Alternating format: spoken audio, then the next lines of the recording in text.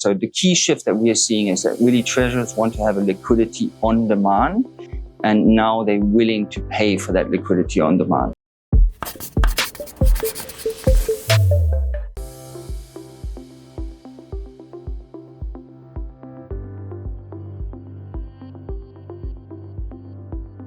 So my name is Timothy Rose. I work for cflox. I'm the head of UK sales for cflox.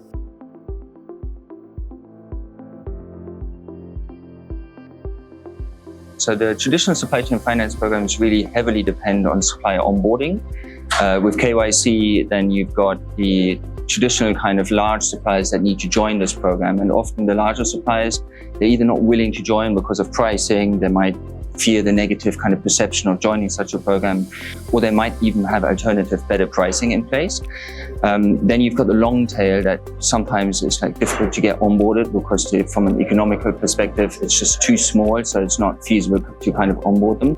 And then you've got a really large IT complex setup, generally like an ERP setup, which basically means you've got liquidity which is not on demand, but it's really a liquidity that can only be used once those suppliers are set up and you've got that kind of onboarding done. And then in addition to that, you've got a very complex kind of stakeholder management. So Treasury, ultimately, if they want to set up such a program, they need to get all of the stakeholders around the table, so procurement, their kind of IT, etc., to kind of get them on board. And then you've got that kind of tension between Treasury as well as procurement. And so Treasury is driven by extending DPOs. They want to shorten DSOs. They look at their kind of DIOs and optimizing of those. And procurement themselves, they're kind of really into, okay, what is my supplier relationship, supplier stability? So this kind of tension between those two counterparties is really often a stumbling block. And you need to get that kind of stakeholder alignment to kind of get that over the finishing line.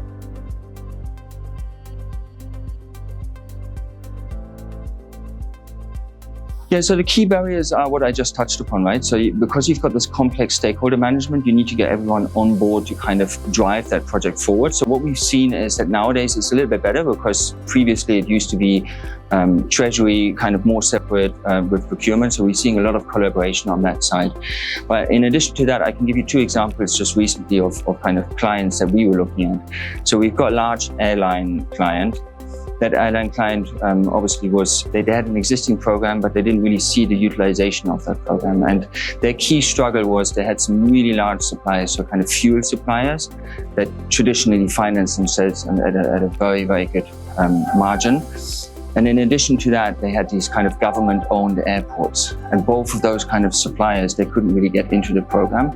And that's obviously a key barrier, because you've got massive spend sitting there. And then the other kind of product that we had with a client is a large food and beverage manufacturer. They were looking at a very small treasury team with IT kind of restrictions, so not a big IT kind of team. And on the back of that, if you're looking, okay, they kind of publicly listed, they wanted to get something in place as quickly as possible. You've got an IT restriction, then the barrier is, can you get something in place as quickly as possible?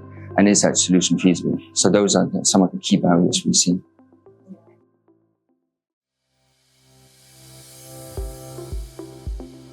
Yeah, so I mean, nowadays, obviously, you've got that kind of geopolitical tension, you've got the tariffs that are coming in. We're seeing quite a shift in the mindset of the treasurers. So the key shift that we are seeing is that really treasurers want to have a liquidity on demand, and now they're willing to pay for that liquidity on demand. So really that's a key difference, because obviously you get the solution where it's supplier driven, the supplier is kind of picking up some of those margins, whereas you've got it buyer driven, then it's opposite from the buyer side.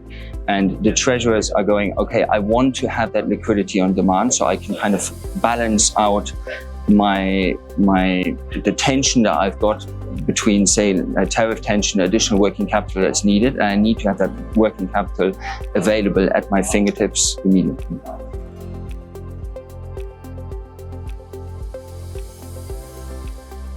So nowadays, what I see is a lot more buyer-led kind of supplier programs. So really, they want to have a solution that is set up without a complex supplier onboarding, no complex IT requirements, really driven by Treasury is, I think, the key concept that they're looking at. There's quite a focus on pre-shipment finance at the moment. So that's, I think, a key requirement within the market, again, taking the geopolitical kind of uncertainty into consideration, is can I support my smaller SMEs that are providing essential products for me, and can I support them as early as possible within that kind of supply chain? And then in addition to that, what we're seeing is a lot of the mid-market corporates that generally would not join such a supply chain finance program because they don't have that credit leverage, they are actually really interested in the market, because obviously the traditional supply chain finance market, multinational, is quite mature. There's not a lot of growth in that. Whereas the mid-market, or what we call in Germany the Mittelstand, they don't have that credit leverage generally with the suppliers. And what we're seeing now is that with a solution where you can offer them that product, they're super interested in that. So yeah, we're seeing them moving towards that.